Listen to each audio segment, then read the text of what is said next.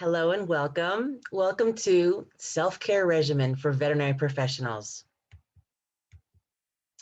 We need to give each other the space to grow, to be ourselves, to exercise our diversity. We need to give each other space so that we may both give and receive such beautiful things as ideas, openness, dignity, joy, healing, and inclusion. Isn't that beautiful? That's from Max Dupree. We need to give each other such beautiful gifts as ideas, openness, dignity, joy, healing, and inclusion. Worth repeating. Hi, I'm Rebecca Rose. I am a certified veterinary technician. I've been in the veterinary community for a long time. I'm the past president of NAFTA. I'm currently on the NAFTA Wellbeing Task Force. I do offer in-hospital training, coaching. I'm an author, and most importantly, as of 3 years ago, I became Nana Rosie. I now have 3 grandchildren, and once you become a grandparent, you realize that is just such a wonderful, wonderful gift. I like to begin with the idea of identifying 3 items from a program that you're going to. Oftentimes we come away from continuing education and we have an entire list of things that we want to do. And at that point, we become overwhelmed, almost paralyzed in starting and moving towards those goals, ideas, things that we want to implement. So I'm suggesting come away with just 3. Maybe a small one, a middle-sized goal, and a monstrous large goal, but make it, declare it, define it, and write it out. This is coming from 7 Habits of Highly Effective People, which is a magnificent book. I strongly recommend it. So the topics we're going to discuss today are burnout and fatigue, 2 uniquely different things, uniquely different. The difference between wellness and well-being. We're going to learn how to flex that self-care muscle. Use our name it to tame it in order to bring it to light and overcome things, those obstacles. So by identifying what's not working, being really clear and objective in that, and coming up with solutions. Notice how I spelled it, solutions, S-O-U-L. Digging deep into our soul, into our psyche, into our habits, what's working for us and what's not working for us. So the headlines do read, and you've probably seen these statistics, it's not new to you. The veterinary team experiences a high rate of burnout and fatigue. Fantastic. I'm glad that we know that. We've had research done on it. The surveys show it. They continue to show it.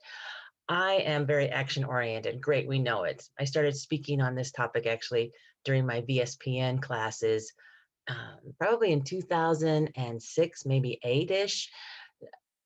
But the point here is let's move beyond that, identifying it. Let's move into the action of it to correct it. So I'm going to give you some statistics. 49% of respondents reported moderate to substantial burnout levels. In the NAFTA survey, it says that there is insufficient pay. That's a lot of reasons why people leave, but I also feel that that's just an excuse. I don't think that's the true driver and motivation for people to leave the veterinary community. NAFTA announced that the lack of respect from the employer, burnout, lack of benefits, childcare difficulties, lack of respect for the profession. And I often see lack of respect meaning underutilization, undermanaged, underdeveloped in their careers, and compassion fatigue. Again, you know these statistics. I'm just highlighting them rapidly for you. This comes from the veterinary technician's occupational burnout. It was processed, I believe, by a university. Opportunities for learning and success, particularly in terms of self-improvement, professional development, and career mobility, are important in mitigating emotional exhaustion and cynicism and enhancing professional efficiency. Again, naming it to tame it within your team, being really clear, what does this look like, and then taking action to correct it. Another survey with a graph just showing that there is emotional exhaustion, lack of enthusiasm at work, they're physically exhausted. It's time to evaluate who we serve, how we serve them, and outsource the other things that you do, that there are abilities to outsource. not the topic of this program. However, there's huge amounts that you could probably be outsourcing in order to effectively decrease that exhaustion of your team. A sense of dread when I think about going to work. So these are just the visuals of a graph. I love visuals, especially for these types of events or programs. This is unfortunately a snip from a Facebook page. You will find numerous Facebook pages in which veterinary team members are venting. Well, again, venting does nothing. There's no action in venting. However, it does allow for us to name it, to tame it, to move into action. But this snip simply said, we need to stop glamorizing overworking. Strongly agree in that myself. The absence of sleep, good diet, exercise, relaxation, and time with friends and family isn't something to be applauded. No. I am so happy I saw a veterinarian the other day on Instagram say, guys, I'm taking Sundays off. Hallelujah. She's been a veterinarian for a number of years. I think she has 4 children. She says, I have to focus on my family. And she works in emergency critical care. And she's like, I used to think that it was important for me just to be this workaholic. And now with my 4 children, I'm shifting. And I'm like, hallelujah, good for you. I am so proud of you for setting that example. And she had to make that post. She had to declare it. She needed to say, guys, this is not worth it. My children are growing far too fast. So too many people wear their burnout as a badge of honor. Absolutely. We call it the competition of suffering. So is your team into this competition of suffering? Oh, so is woe is me. I didn't eat all day. Oh, I haven't eaten in 2 days. Oh, so woe is me. I haven't gone to the bathroom in 8 hours. These are competitions of suffering. Listen for it within your veterinary hospital. Again, I'm going to use this term a lot. Name it to tame it. And this is what we said. So my comment here was, we call this the competition of suffering, and stop it. Stop it now. Compete in living well. I got 8 hours of sleep. Yes. I drank my appropriate intake of water. Absolutely. Took a walk over my lunch, which included healthy leftovers from the weekend's dinner with the family on our porch deck. I dare you, I triple dog dare you to make this competition in living well within your team. Because regardless of the challenge, the answer is in living well. Regardless if it's a personal, professional challenge, the answers, the motivation, the successes, that soulful solution is in living well. Step away from that competition of suffering, identify it, and step into, I'm going to change these habits, which doesn't come easy. I know this isn't easy, folks, but I'm going to make a conscious effort to change these habits. So let's pretend you are living well. This is where I need for you to bring that pen and paper, and I want for you to describe, what would my life look like if I was living well, without boundaries, without judgment, without I can't afford it, without it's too much time. Time management is probably your biggest crutch. It is an excuse. Ouch, right? I don't have the time. It's not a priority to you, or else you would make the time. So what does living well look like? Fully define it. I've got some ideas here. In your piece of paper, write it out. When you write things out, the chances are 80% chance of it becoming a reality. That's powerful, hugely powerful. So you want to leave on time. Something to really shoot for. If you're not, what processes and systems need to be in place for you and everyone on your team to leave on time? Even that outsourcing piece. What can we outsource to others that can do this really well to help us deliver this extraordinary experience within our hospital? Stepping off the floor for a lunch break. That's living well. Taking your lunch, sack lunch, purchase lunch, whatever healthy lunch you have, taking it and stopping and eating and being mindful even in eating it. Healthy food and diet. Evaluate, what does your diet look like? Is it healthy? What level of healthiness, to include those fruits, those vegetables, those grains? I'll elaborate a little bit more on this. Drinking adequate water. I have my coffee this morning. It doesn't quite count all the way, but there is water in it. Sleeping well. Those routines that you can set and establish in sleeping well. We underestimate the value of water and sleep. These things are in our control, totally in our control. Another piece of living well, that you are attending, scheduling, and making your human doctor appointments, your physical exams, your dental appointments, all of that, the list goes on. So this is just what I consider living well. What is yours? Write it out. At least 5 things. If you were living well, what would it look like? Without judgment, without boundaries, free of my spouse won't let me. It's not what it looks like today. That's the point. It's not what it looks like today. It could look like this. It needs to look like this. I will it to look like this in 21 days, maybe 41 days. You know, these new habits, these new changes take time. They take consistency. They take prioritization.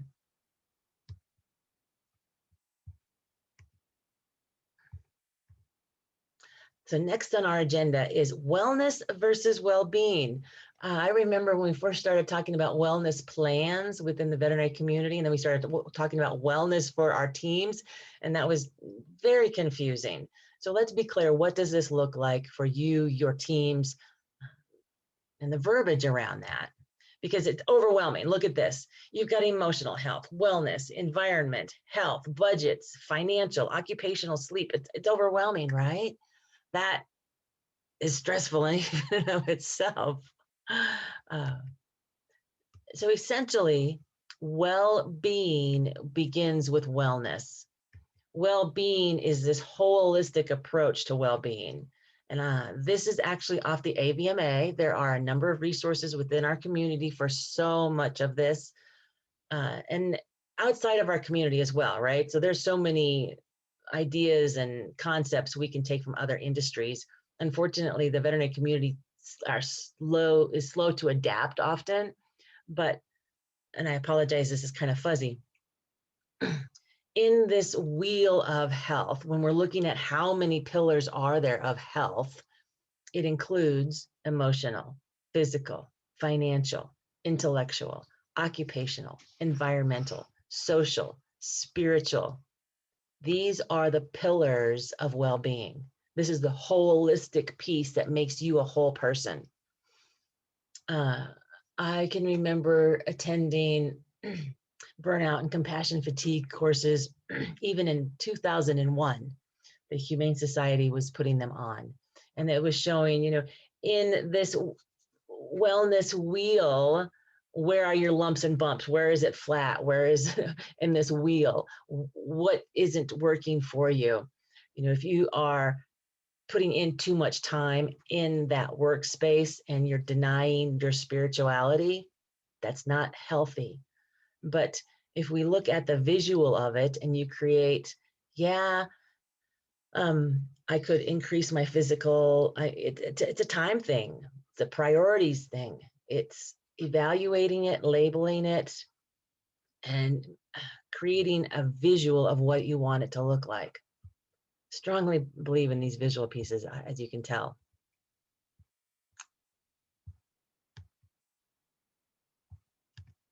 Here we go.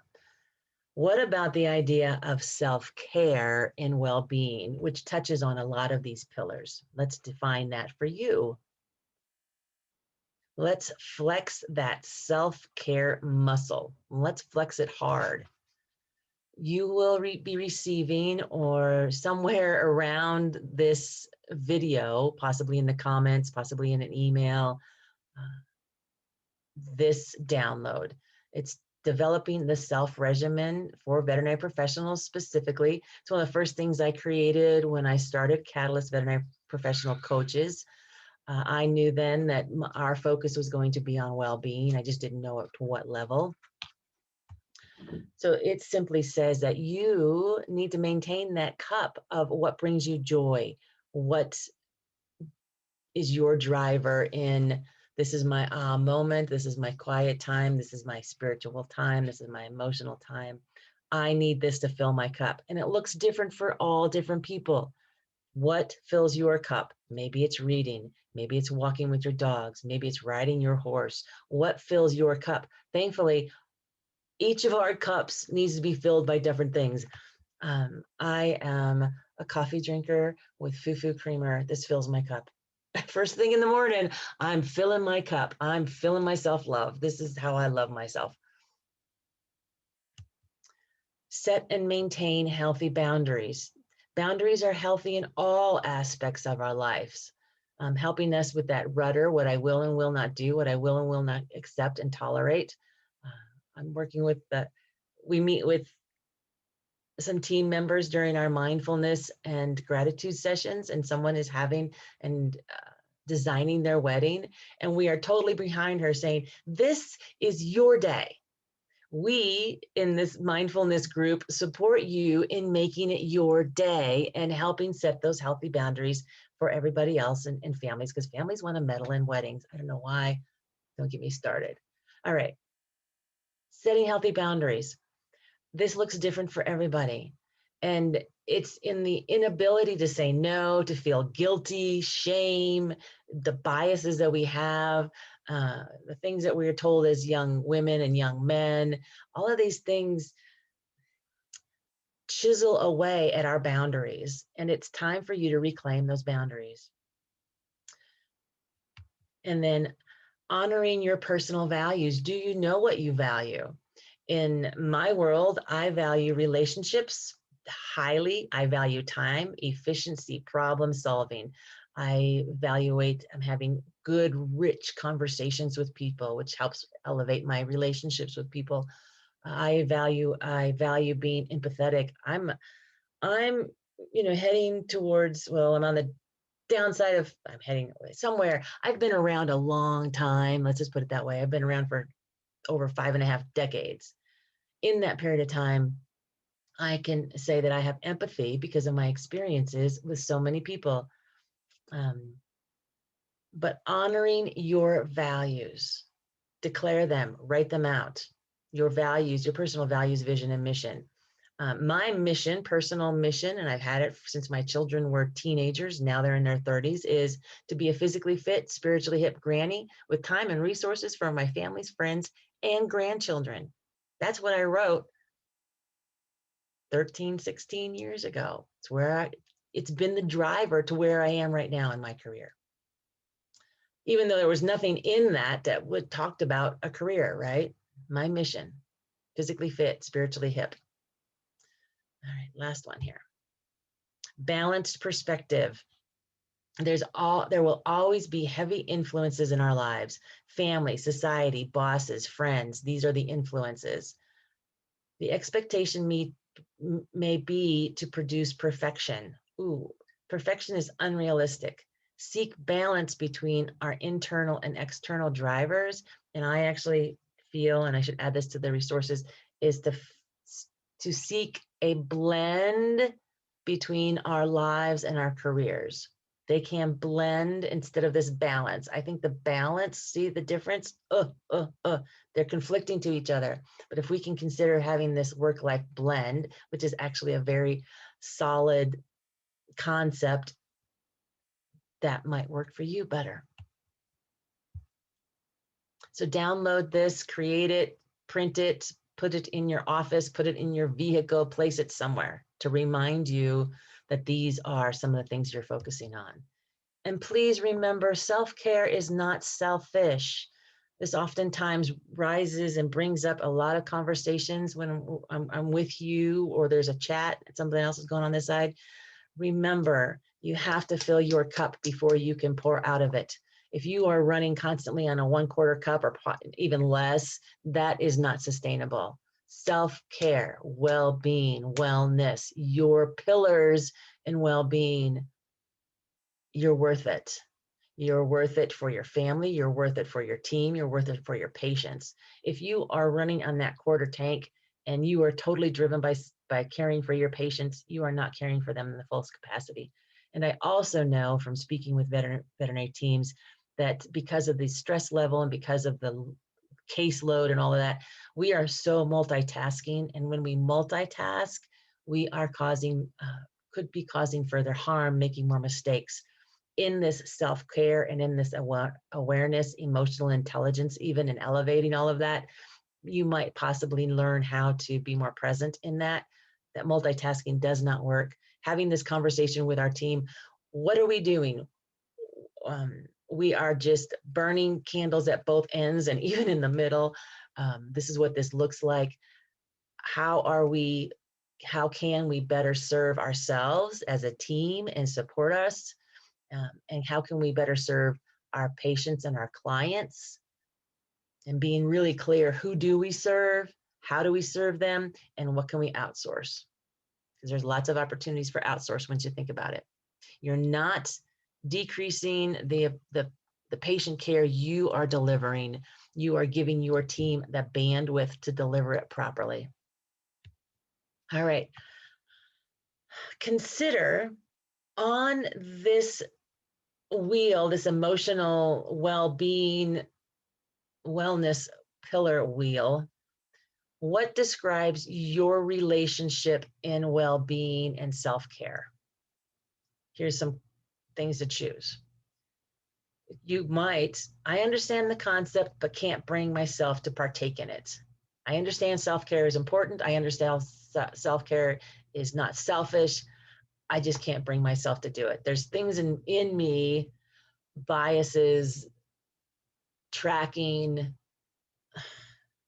systems within me that this is a real barrier for you for some reason. The concepts sound fine and dandy, but there's no time. Is that you? I have no time for this. You may recall I said that's an excuse. It's a priority. Period. Let's put it here. Self-care just simply is not a priority to me. If that's true for you, name it, declare it, listen to that. It's not a priority. Great, keep going on with your life then. Understand the benefits that make the time to care for myself. I understand it and I make the time. Yes. Maybe you are in this class of I rock self-care. Fabulous. This might be indicative for many of you on this call or this program or this class. I do good on my days at home, but it goes out the window on my work days. That's a problem. Name it. How can we create systems and expectations that I deserve a lunch. I deserve time to go to the bathroom. I deserve to get off on time. I deserve to live well even while I'm at work. I wait until there is pain, literally and physically, before I take action. We're going to listen to that about me later on. And, maybe there's something else. Maybe you have some other relationship with self-care. What does yours look like? Be true to yourself. I rock it. Not a priority. There's a big difference in how we approach self-care. We've done numerous surveys through different aspects of our clients and the people that we've served with Catalyst. This is what we've learned. Now remember that number 3 is sometimes, okay? Sometimes I meditate and practice mindfulness. Sometimes I exercise. We're leaning towards more often on the healthy diet. Why? Because that's within your total control. Healthy snacks, healthy diet, water, that's within your control. I sleep well sometimes. I practice active relaxation. For me, that's like gardening. I love to make gingerbread houses at Christmas time. So that's my active relaxation during Christmas and the holidays. What do you do for active relaxation? Oh, I painted my nails for the first time the other day, and that felt really good. I recognize I'm fully responsible for choosing healthy and taking action. Yes, I do recognize that. I find it difficult to change an unhealthy habit. That's a difficult part. My father told me as a young child, the most difficult thing you'll ever overcome is a bad habit, whether that be smoking, overweight, fill in the blank, whatever that bad habit is. It's one of the most difficult things for us to change. I find it difficult to engage in positive self-talk. Sometimes, actually, we're leaning better towards that, but I can do it. This is me. I am enough.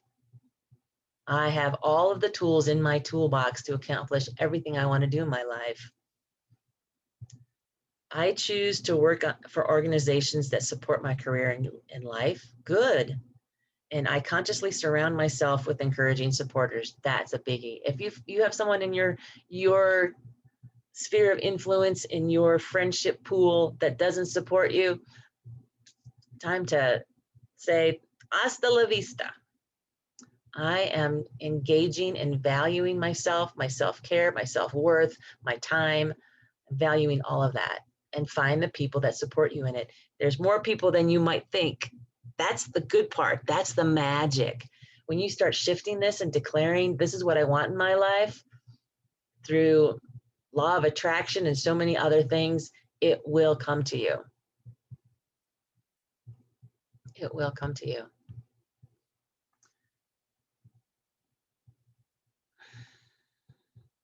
While there are many areas of wellness to consider, concentrate on 4 to start. This is get that pen out, 4 to start. Concentrate on meditating. Looks different for everybody. I'm going to give you some examples. Exercising, move your body with intent, diet, and sleep. We call this the meds. Take your meds. I've been meditating and meeting with our mindfulness and gratitude group for over a year now.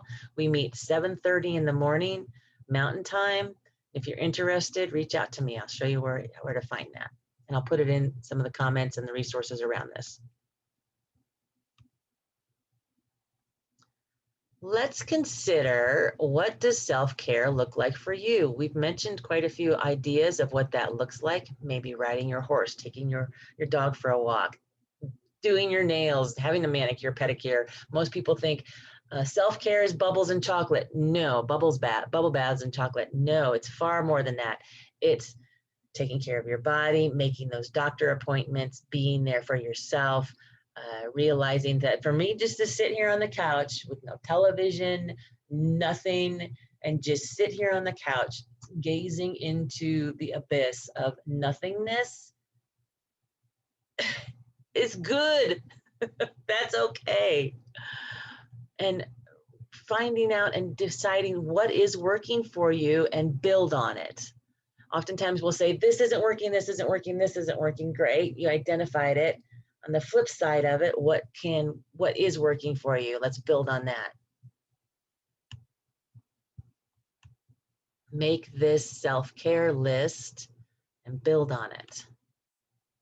The benefits of self-care. There's 2 slides here. I'm going to ramble through it because I want you to see the long, long list of benefits. It increases self-awareness. Woohoo! Creates a healthy relationship with yourself. Improves your focus and concentration. Remember those mistakes that we're making right now because we are just so burning the candle at both ends. Through self-care, we might be able to decrease those mistakes. Increases productivity. I know we all want to we're so busy, but how productive are we in our busyness? Self-care creates motivation, fights chronic fatigue, boosts physical and mental well-being, boosts endorphins within ourselves, manages anxiety and reduces stress. Self-care boosts self-confidence and self-esteem. I can do this. I value myself. I have everything in myself. I am enough.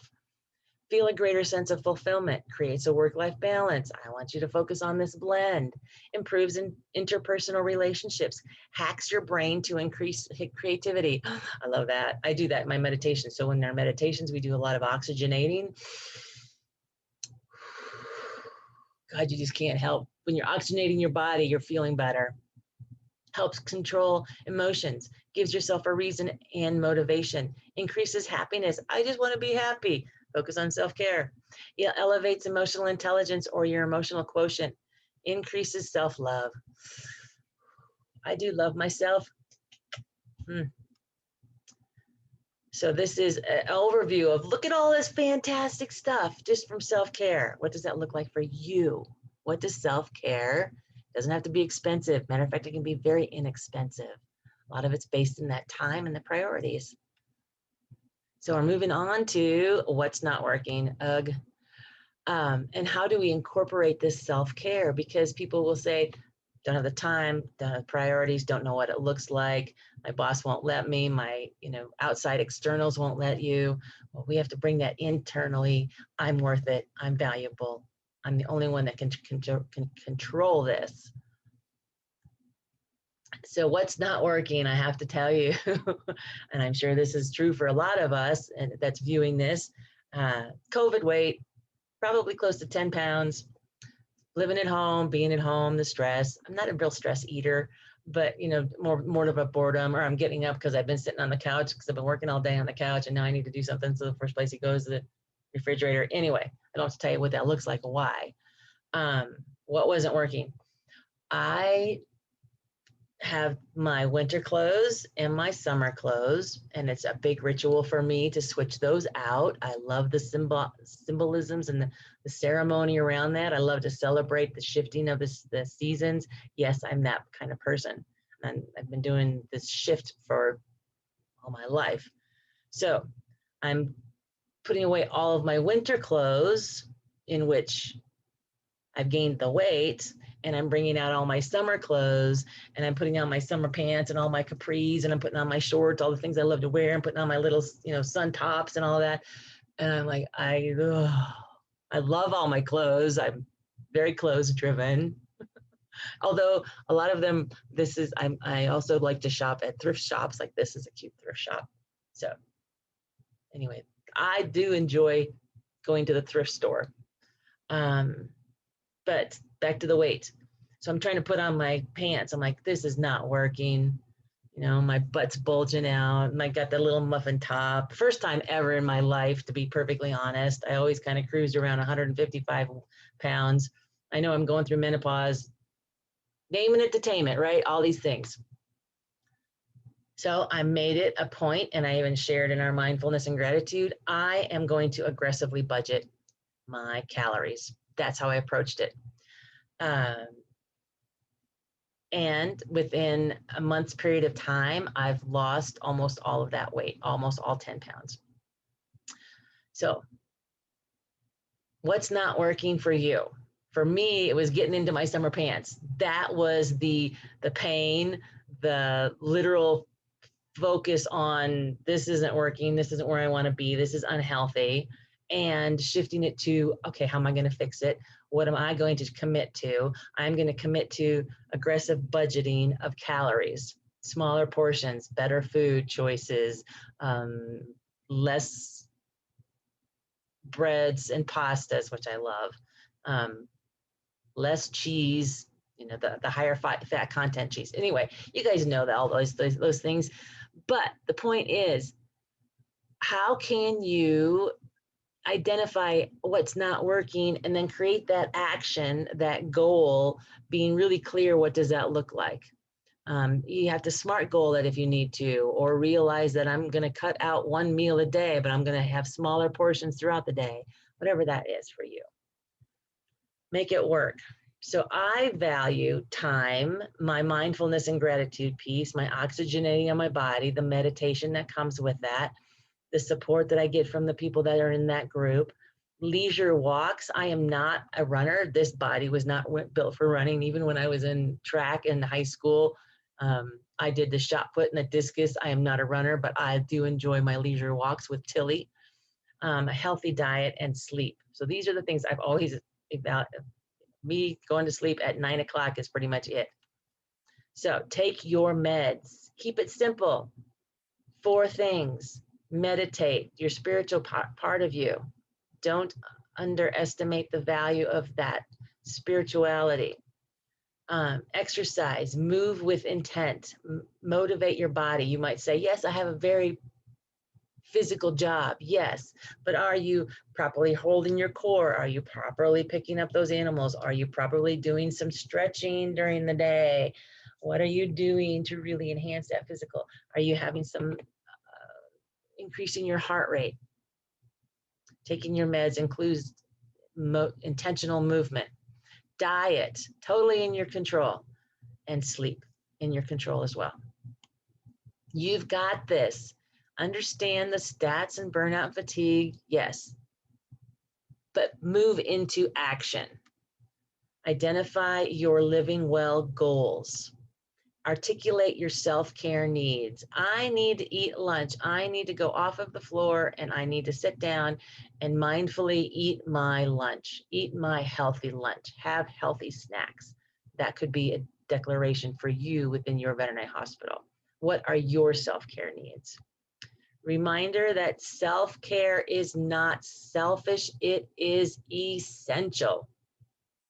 Fill your cup, whatever your cup needs to be filled with. Search for solutions and share those solutions. Declare it. Take your meds. So remember, coming back to the idea of top threes, maybe a small goal, a medium goal, and a big, hairy, audacious goal in self-care, in prioritizing health and well-being, and declare it, sharing it. When you share it, when you write it down, 80% chance it's going to come to fruition just in that action. Amazing, powerful exercise, and share it. I'm shifting these habits. I need help in this support. As an example, let's say you don't want to drink any more coffee. Maybe you want to cut out the caffeine in your life. That is a goal. All right, how are you going to do that? More decaffeinated tea and beverages at work, and helping your team say, I'm not going to drink coffee anymore, so help me remember to drink my tea, whatever that is for you. That's just a simple example. So you can reach me at RebeccaRoseCVT@gmail.com. You are invited to join us on Veterinary Teams Living Well. It is a closed Facebook page, and we invite all people to our mindfulness and wellness, mindfulness and gratitude meditations at 7:30 in the morning. And my upcoming events can be found on catalystvetpc.com. Fabulous. Thank you so much for joining me. I went through a lot of information in a short period of time. Please reach out to me. I'm happy to help you and give you more resources. And there will be more resources around this video, wherever it is located. Bye-bye. I love you. Be well.